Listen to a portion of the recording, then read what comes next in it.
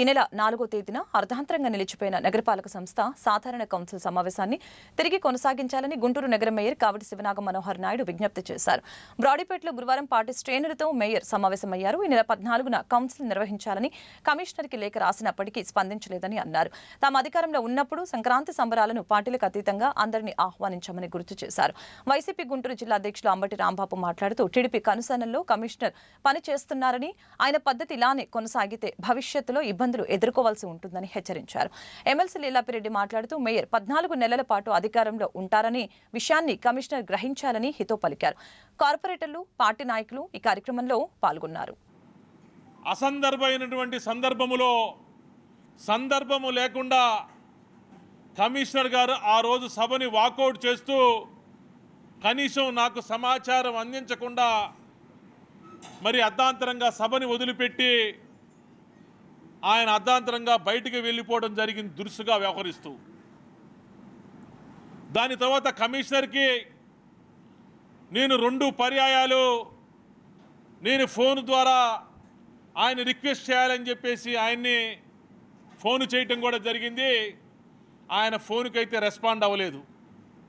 తర్వాత నా కార్యాలయం అధికారిని పంపించి నేను రండి, సమాచారం కొనసాగిద్దాం, కొన్ని కోట్ల రూపాయల అభివృద్ధి కార్యక్రమాలకు సంబంధించినటువంటి ప్రతిపాదనలు ఉన్నాయి, ప్రియాంబుల్స్ ఉన్నాయి, కొన్ని సమస్యల మీద చర్చించవలసిన అవసరం ఉంది, మీరు సమావేశానికి రండి అని చెప్పేసి కమిషనర్ గారికి మా కార్యాలయ అధికారి ద్వారా నేను సమాచారం పంపిస్తే, ఒక అధికారి అయ్యుండి 32 సంవత్సరాల అనుభవం ఉందని చెప్పేసి నాకు పదే చెబుతున్నటువంటి వ్యక్తి, పబ్లిక్ సర్వెంట్గా ఉన్నటువంటి వ్యక్తి, కనీసం సభలో ఒక సభ్యుడు అన్న మాటని ఆసరా చేసుకొని మరి బయటికి వెళ్ళిపోతూ సభకు మేము రావాల్సిన అవసరం లేదు అని చెప్పేసి ఆ రోజు మాట్లాడినటువంటి విషయం చాలా దురదృష్టకరం, చాలా బాధాకరమైన విషయం మీ అందరికి కూడా తెలుసు. దాని తర్వాత మేము గౌరవ కలెక్టర్ గారిని కలిసాం. మున్సిపల్ కార్పొరేషన్ కౌన్సిల్ సమావేశం జరిగినటువంటి పరిణామాల గురించి మేము కలెక్టర్ గారిని కలిసాం, సవినయంగా కలెక్టర్ గారికి వివరించాం. దాని తర్వాత ఒక సమావేశం, మళ్ళీ వాయిదా పడినటువంటి సమావేశం తిరిగి కొనసాగించాలి, తిరిగి ఏర్పాటు చేయాలి అని చెప్పేసి కమిషనర్ గారికి నేను 7వ తారీఖున లిఖితపూర్వకంగా నేను కమిషనర్ గారికి నేను లెటర్ రాయటం కూడా జరిగింది, కమిషనర్ గారికి మెయిల్ చేయటం కూడా జరిగింది. కమిషనర్ గారికి వాట్సాప్ ద్వారా కమిషనర్ గారి కార్యాలయానికి లిఖితపూర్వకంగా కూడా ఆ లేఖ ద్వారా కౌన్సిల్ సమావేశాన్ని నిర్వహించండి అని చెప్పేసి నేను చెప్పడం కూడా జరిగింది. కానీ ఈ రోజు వరకు, ఎందుకంటే వాయిదా పడినటువంటి సమావేశం తిరిగి కొనసాగించాలి, తిరిగి ఏర్పాటు చేయాలి అంటే సభ్యులందరికీ 3 రోజుల వ్యవధిలో 3 రోజులు వర్కింగ్ డేస్ని పరిగణలోకి తీసుకొని సమాచారం పంపించవలసిన బాధ్యత చట్టంలో పొందుపరిచి ఉన్నది. కాబట్టి నేను ఆ డేట్లన్నీ కూడా ఒకసారి క్యాలిక్యులేటెడ్ చేసుకొని నేను కమిషనర్ గారికి లేఖ ద్వారా సమాచారం అందించడం జరిగింది. వైఎస్ఆర్ కాంగ్రెస్ పార్టీకి సంబంధించినటువంటి కార్పొరేటర్లు అందరితో సమావేశము ఏర్పాటు చేసుకొని మేయర్ గారు, డిప్యూటీ మేయర్ గారు, లీలాపిరెడ్డి గారు, మేము చాలా సుదీర్ఘంగా చర్చించడం జరిగింది 3 అంశాల మీద. ఒక అంశం ప్రధానంగా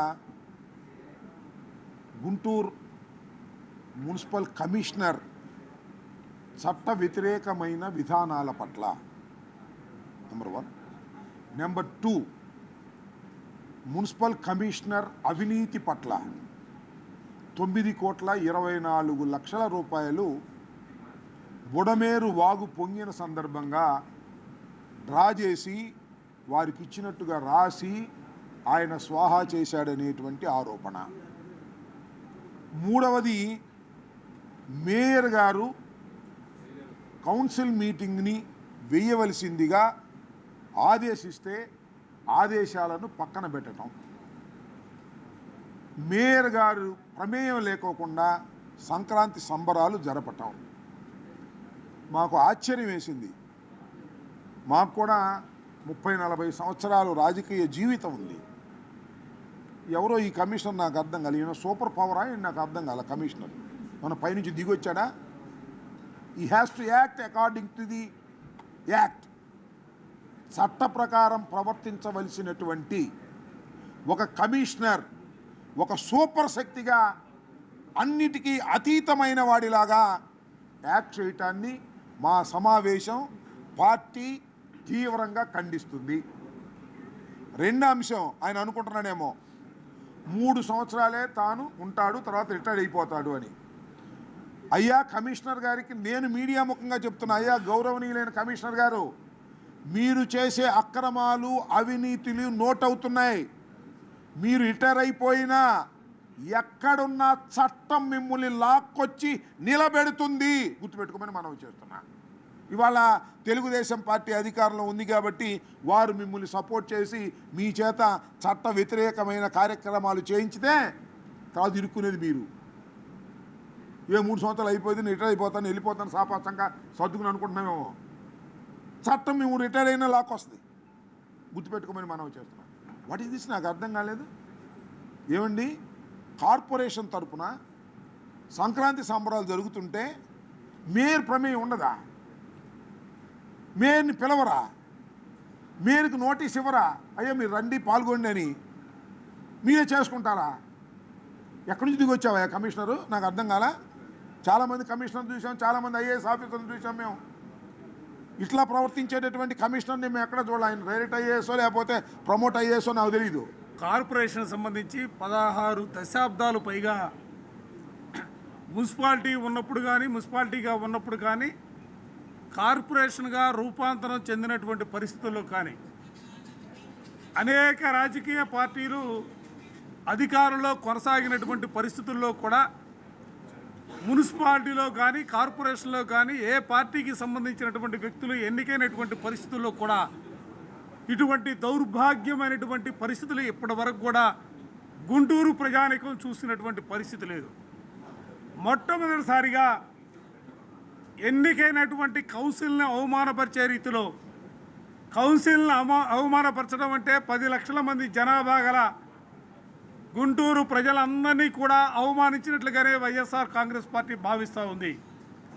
కౌన్సిల్ సమావేశాల్లో వైఎస్ఆర్ కాంగ్రెస్ పార్టీగా అర్థవంతమైనటువంటి చర్చ జరగాలని, మంచి చెడుని రెండు కూడా విశ్లేషించాలనే ఆలోచనతోనే వైఎస్ఆర్ కాంగ్రెస్ పార్టీగా కార్పొరేటర్స్ కానీ మేయర్స్ కానీ డిప్యూటీ మేయర్స్ కానీ అందరూ కూడా ముందుకు కొనసాగుతున్నటువంటి పరిస్థితులు కూడా మనం చూస్తూ ఉన్నాం.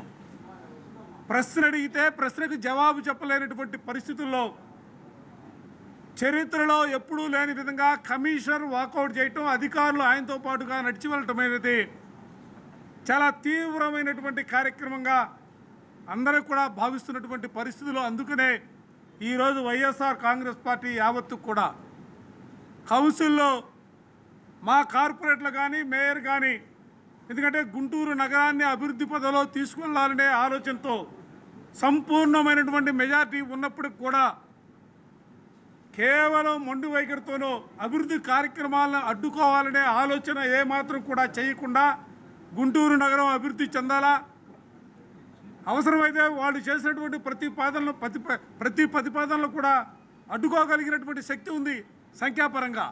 కానీ ఎక్కడా కూడా ఆలోచన చేయకుండా గుంటూరు నగరం అభివృద్ధి చెందాలనే ఆలోచనతో ఇవాళ ముందుకు సాగుతున్నటువంటి పరిస్థితుల్లో కమిషనర్ గారు బయటకు కనబడతా ఉన్నాడు.